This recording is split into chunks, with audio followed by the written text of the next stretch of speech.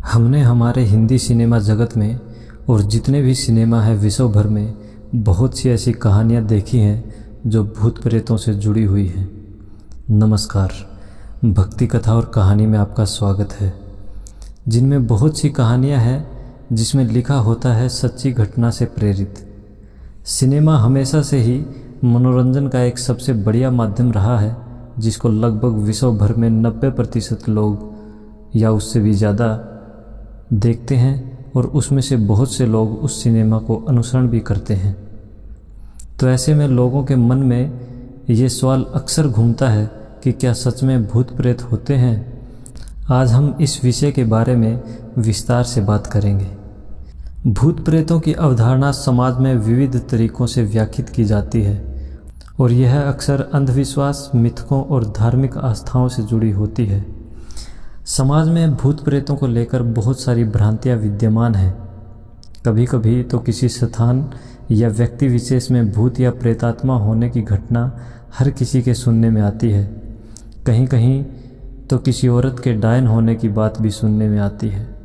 किसी ने कम तो किसी ने ज़्यादा, लेकिन हर किसी ने भूत प्रेतों के बारे में देखा या सुना ज़रूर है।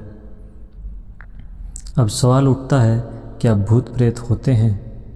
भूत प्रेत होते हैं अथवा नहीं, यह निश्चित करने से पहले मैं आपको बताना चाहूँगा कि जिन लोगों ने भूत प्रेतों को देखा है अथवा देखने का दावा करते हैं, अक्सर ये देखा गया है कि वे लोग मानसिक रूप से बीमार होते हैं। जो सुनने में विश्वास रखते हैं वो अपनी आस्थाओं से ठगे जाते हैं। ऐसे मानसिक विकृतियों से ग्रसित लोगों की बातों को सुनकर भूत प्रेतों के अस्तित्व को स्वीकार नहीं किया जा सकता। बहुत से लोग ऐसे हैं जो यह दावा करते हैं कि उनकी किसी प्रेत आत्मा से दोस्ती है, लेकिन मैंने आज तक कोई ऐसा व्यक्ति नहीं देखा जो यह प्रमाणित कर सके। इसलिए मैं आपसे भी कहना चाहूँगा कि ऐसे अंधविश्वास से ग्रसित लोगों से दूर रहें। जब तक कोई ठोस सबूत पेश ना कर दे, तब तक किसी की सुनी सुनाई बातों पर विश्वास करके भूतों से डरने की आवश्यकता नहीं। लेकिन सवाल अब भी ज्यों का त्यों बना हुआ है, क्या भूत प्रेत होते हैं? हाँ, होते हैं, लेकिन आपको डरने की कोई आवश्यकता नहीं। कैसे होते हैं और क्या होते हैं, यह मैं आपको विस्तार से बताने वाला हूँ। हम सभी जानते हैं, इस दुनिया में रहने वाला हर इंसान एक दिन यह भौतिक शरीर छोड़ देता है।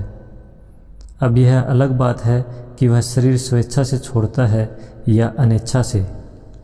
मान लीजिए आप लंबे समय से किसी किराए के मकान में रह रहे हैं। आपने उस मकान में अपनी पसंद की हर चीज़ उपलब्ध की और एक दिन कोई अचानक से आकर आपको कहे कि मकान छोड़ना पड़ेगा, तब आपको कितनी पीड़ा होगी। ठीक यही बात शरीर के विषय में भी है। जन्म से लेकर अब तक आपका इस शरीर के प्रति बहुत लगाव हो चुका होता है।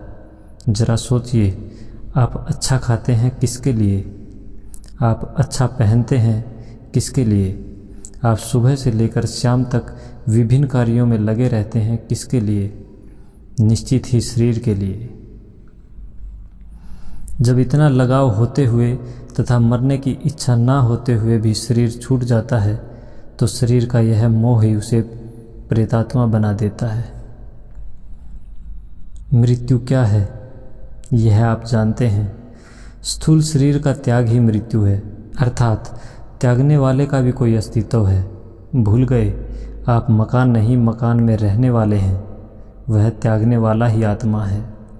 भौतिक शरीर नष्ट होने के बाद आत्मा सूक्ष्म शरीर में चली जाती है, जब तक कि उसे एक और नया शरीर नहीं मिल जाता। अब सवाल उठता है, नया शरीर मिलने तक आत्मा कहाँ रहती है? जिस तरह भौतिक शरीरधारी आत्माओं के लिए भौतिक जगत है, ठीक उसी तरह सूक्ष्म शरीरधारी आत्माओं के लिए सूक्ष्म जगत है, जो हमारे इस स्थूल जगत से छुपा हुआ है। वहाँ रहने वाली सूक्ष्म शरीरधारी आत्माएं प्रकाश की तरह चमकती हैं। आमतौर पर सूक्ष्म शरीर होते हैं तथा अपने ही क्षेत्र में सीमित होने के कारण वह हमारे लिए अदृश्य बने रहते हैं। यही अदृश्य आत्माएं प्रेतात्माएं कहलाती हैं। जैसा कि हमने अभी तक बताया है, शरीर और संसार से आसक्ति ही मनुष्य के प्रेतात्मा बनने का कारण है। अब सवाल उठता है, क्या प्रेत आत्माएं बुरी होती हैं? जिस तरह भौतिक जगत में अच्छे और बुरे दोनों ही प्रकार के मनुष्य होते हैं, उसी तरह सूक्ष्म जगत में भी अच्छी और बुरी दोनों प्रकार की प्रेतात्माएं निवास करती हैं।